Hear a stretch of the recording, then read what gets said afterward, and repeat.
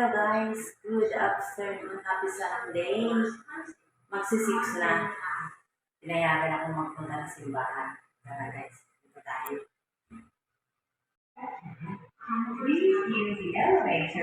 Ayan, nandito ako sa MRT Luchu Station. Luchu.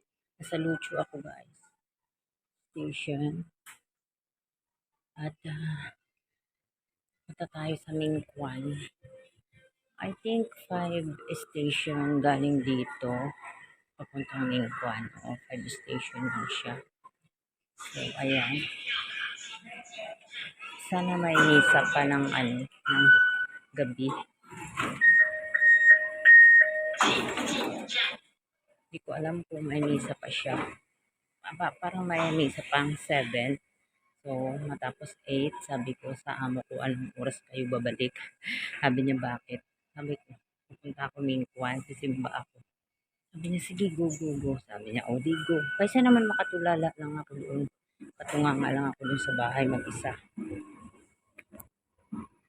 Nandito na tayo. Pababa na tayo. Sa kayan. Kaysa makatunganga ako mag-isa hanggang 9 or 10 hanggang uwi nila eh. Kaya, ayan. Diba? Simba na lang muna tayo. So, let's go guys. So, ayan, ito yung sakayan. Dito tayo maghihintay. Wala pa siya. Wala pa yung MRT. Wala pa yung train.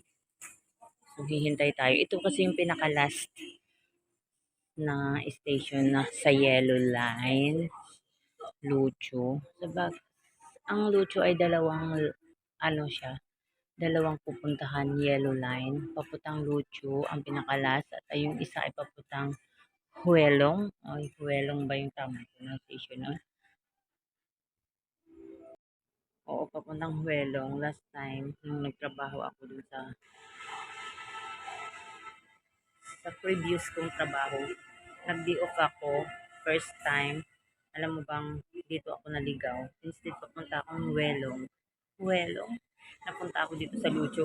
Nagulat ako bakit wala pa yung station na i-stapan ko. Tapos, wala na. Ayan na yung MRT. Ayan, yan na yung train. Sakyan natin. Papuntang Mingkwan Station.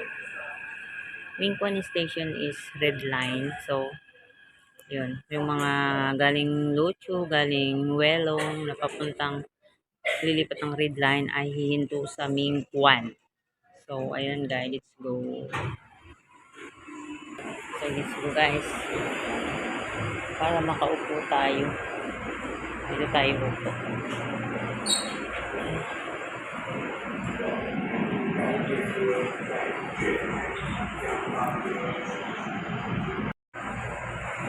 Ayan. Hintay natin yung lumarga ang train. At hindi pa lahat nakababa yata.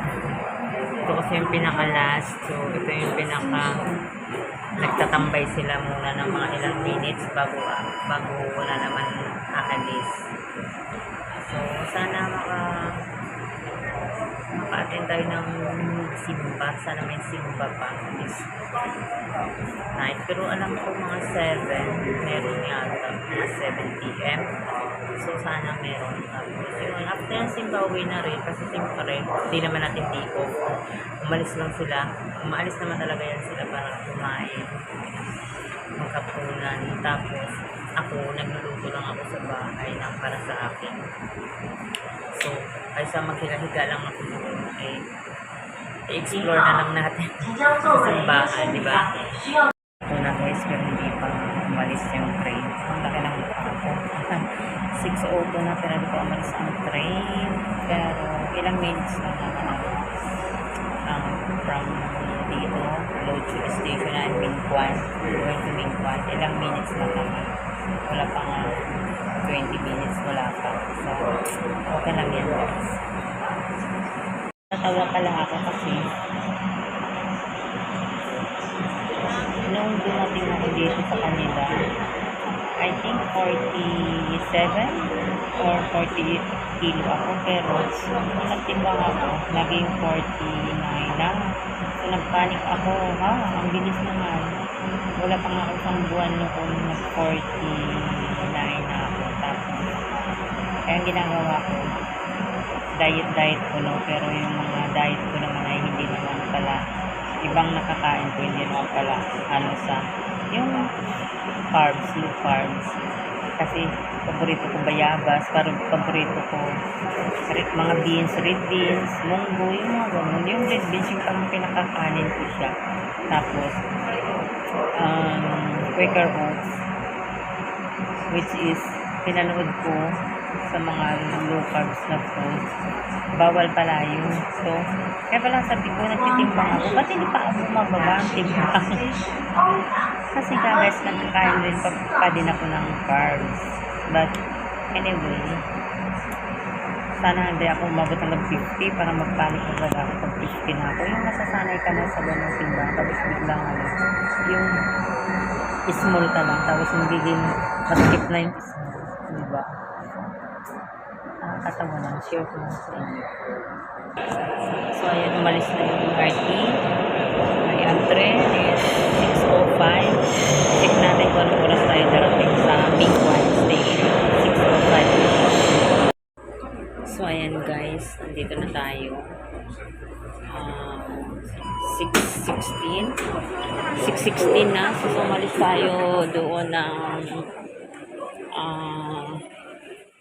what is this? Umalis tayo ng 6:05.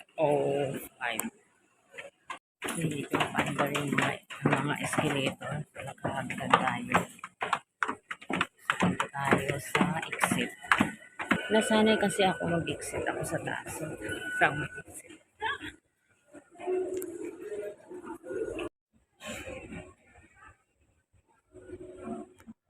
Ako kasi mag-exit doon sa sa baba. Kasi hindi ko tanda yung exit number kung saan papunta yung papupuntahan ko. Kaya umaakyat ako dito. Hindi ko tanda yung exit. Anong number na i-exitan. Kaya umaakyat pa ako dito. Kaya magtawid-tawid pa tayo. Diba? Very good ako. Very good. Yan mo na.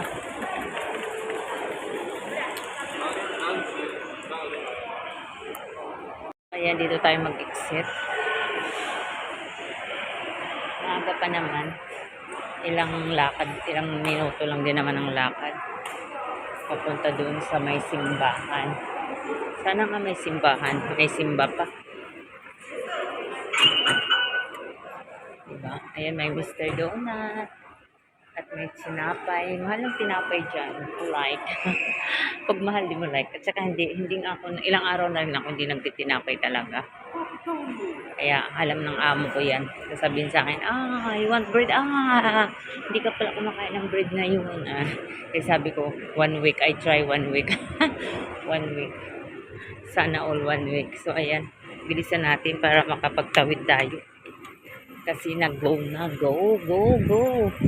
Go lang, go. Diba? Ito yung Mingwan. Dito ako naghihintay kapag wala akong trabaho. Tapos dito ko hinihintay yung broker ko. Para dito yung meeting place. Meeting place namin.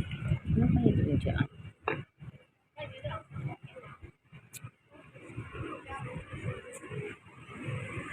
Mingwan.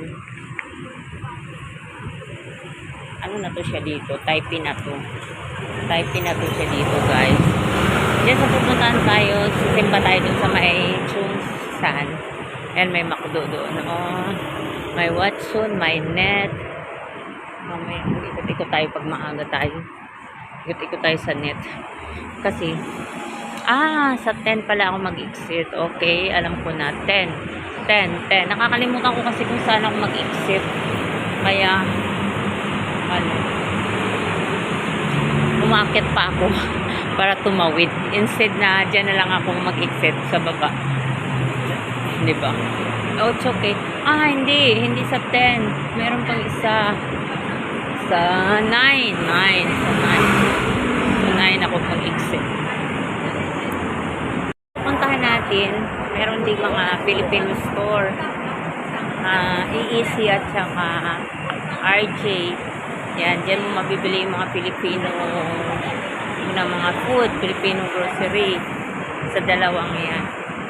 But anyway, hindi naman kasi ako nagkakain ngayon ng mga processing food, so hindi tayo mamili guys. So ayan, malapit na tayo.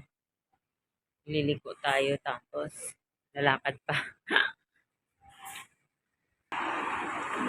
Ayan, kunti na lang talaga, malapit-lapit na tayo. Ayan, marami na mga nagtatambay dito. Mga galing nag-day off, nagpapalipas ng oras.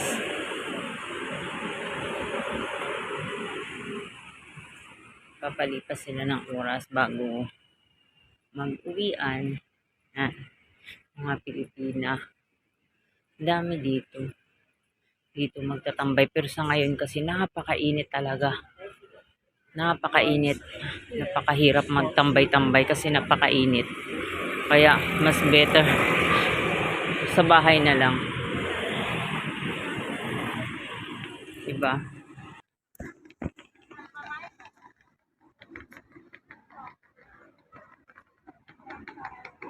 So ayan guys, ayan mga kabayan.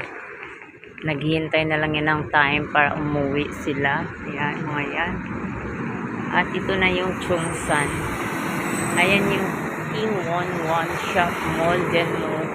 Diyan ka makakain ng mga pagkain Pilipino. Maraming nagtitinda dyan ng mga Filipino foods, mga ulam, pagkain basta.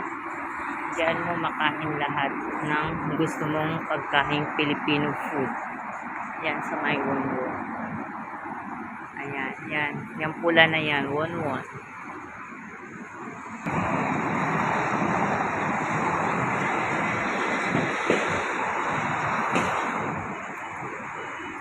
So, let's go.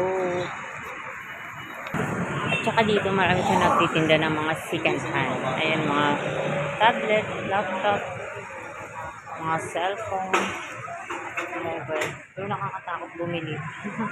Baka, di ba? Baka lang. Yun lang. Baka hindi okay.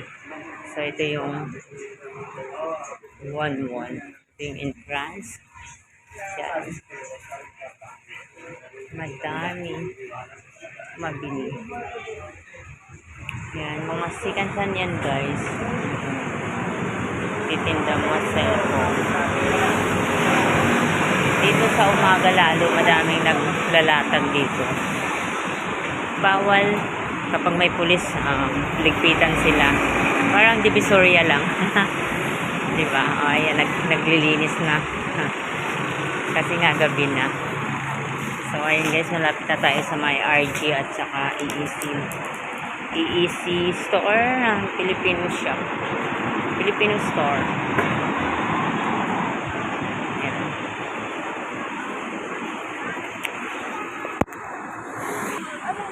Ayan yung Filipino store, EEC at RJ Supermarket.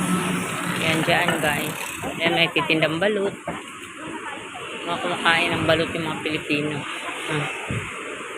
So, ang simbahan is doon pa.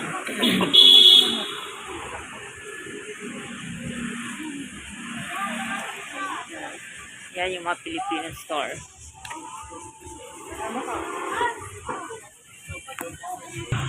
Ayan, parang divisoria lang.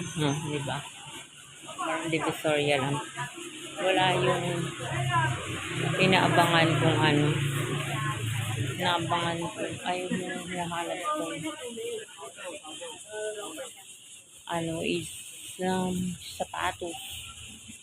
Naligpit na. Umaga lang kasi yun hanggang tanghali hapon na kaya siguro wala ano.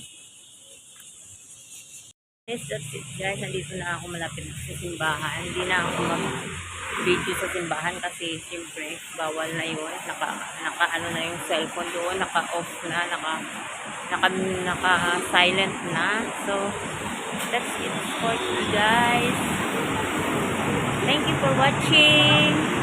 Please like and subscribe. Bye-bye.